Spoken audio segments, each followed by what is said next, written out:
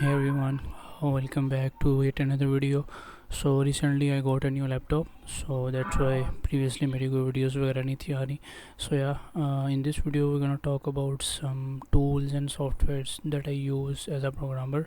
और इसके अंदर मैं सारे अपने टूल्स वगैरह का डिस्कस करूँगा कि मैं कौन कौन से टूल यूज़ करता हूँ और किस पर्पज़ के लिए यूज़ करता हूँ और कौन कौन से सॉफ्टवेयर्स मेरे अपने डेली वर्क फ्लो के अंदर यूज़ हो रहे होते हैं. So let's get into this video. So I divided these tools and softwares into some categories. So we will start on with the first one, which is content creation. So इस category में basically I have some tools जो कि मैं use करता हूँ अपनी content creation में, अपने videos वगैरह बनाने में. First of all, obviously we have a screen recording software. Currently I'm using OBS Studio. So previously I was using Bandicam. अगर आपने मेरे कुछ वीडियोस वगैरह देखे हो तो उसमें मेरा वाटर मार्क ऊपर आ रहा था बट इसमें कुछ प्रॉब्लम्स ये थी कि फ़र्स्ट ऑफ ऑल एक तो वाटर मार्क ऊपर आता है, दैन उसकी screen recording I think 10 minutes है फ्री में, एंड उसके अंदर मेरे कुछ फीचर्स जो हैं वो एक्सटेंडेबल नहीं है. मतलब वेब कैम को मैं ज़्यादा चेंज नहीं कर सकता. इसमें काफ़ी ज़्यादा फीचर्स हैं. मैं ओवरलेज वगैरह ऐड कर सकता हूँ विदाउट एडिटिंग, तो मुझे एडिट में वो चीज़ ऐड करने की ज़रूरत नहीं पड़ेगी. इसमें इसका अपना वाटर मार्क कुछ नहीं होता because it's open source and free, तो ये फ्री में सारा काम कर रहा होता है. इसके अलावा मैं इसको मोस्टली स्ट्रीमिंग वगैरह में तो यूज़ करता ही हूँ.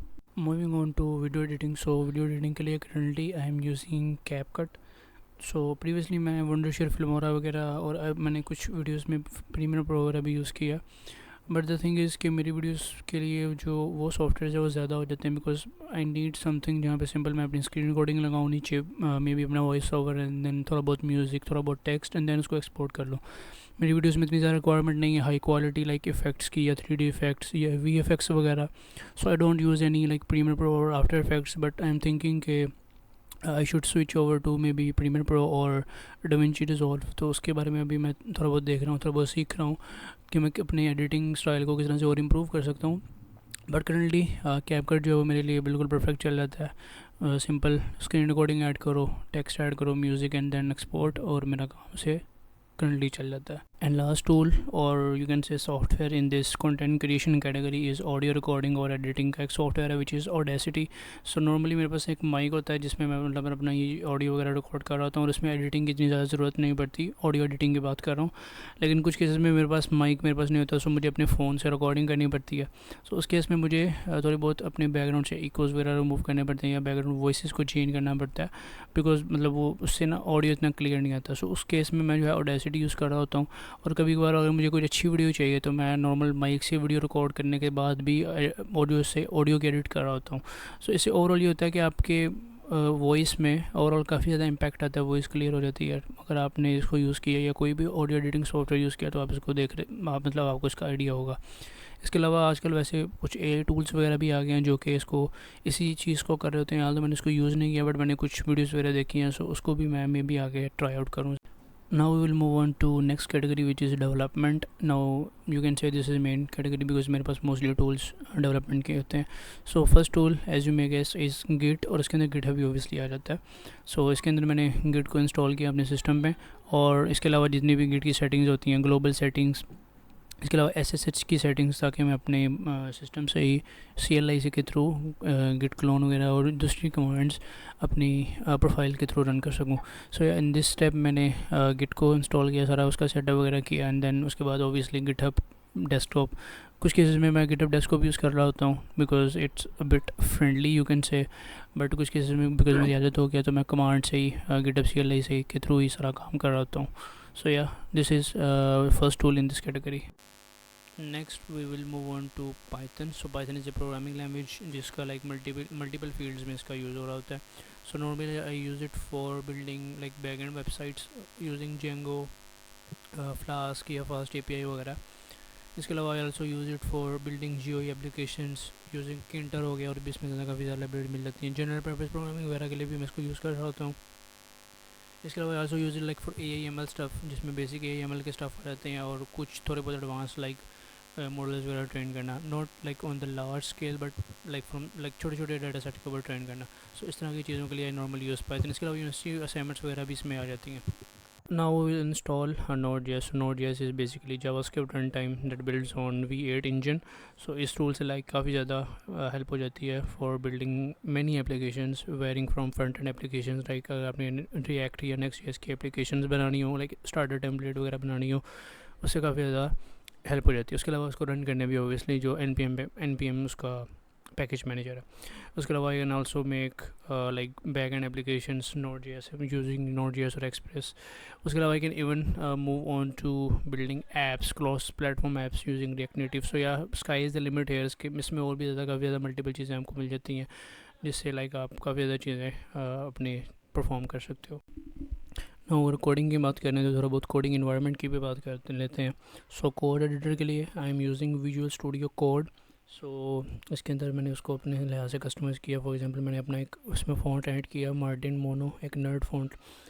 उसके अलावा इसमें मैंने काफ़ी ज़्यादा सेटिंग्स वगैरह भी की थी, मतलब अपने थीम्स वगैरह इसमें ऐड किए, कुछ extensions something like thunder client हो गया। इसके अलावा थीम्स की कुछ एक्सटेंशंस और काफ़ी ज़्यादा इसमें एक्सटेंशंस वगैरह अपने लिहाज से मैंने ऐड की। So yeah these are some of the settings of VS code. इसके अलावा एक मैंने वीडियो बनाई थी जिसके अंदर I shifted towards NeoVim for code editor, but उसमें मेरा इतना ज़्यादा हार्ड सेट नहीं हुआ और मैंने इतनी ज़्यादा प्रैक्टिस नहीं की। सो currently I am still using VS code, but मैं देख रहा हूँ साथ साथ प्रैक्टिस और बहुत करूँ ताकि मैं थोड़ा बहुत उस साइड पे शिफ्ट कर सकूँ।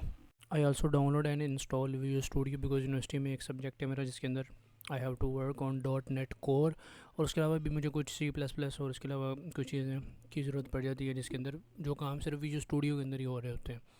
समथिंग लाइक ग्राफिक्स प्रोग्रामिंग हो गई और इसके अलावा वल्कान वगैरह, ठीक है। तो उस चीज़ में मुझे Visual Studio की ज़रूरत पड़ती है, तो मैंने उसको भी ऑलरेडी इसमें सेटअप कर लिया साथ ही। सो उसके अंदर मैंने .NET की लाइब्रेरीज जो मुझे चाहिए वो मैंने सारा सेटअप कर लिया।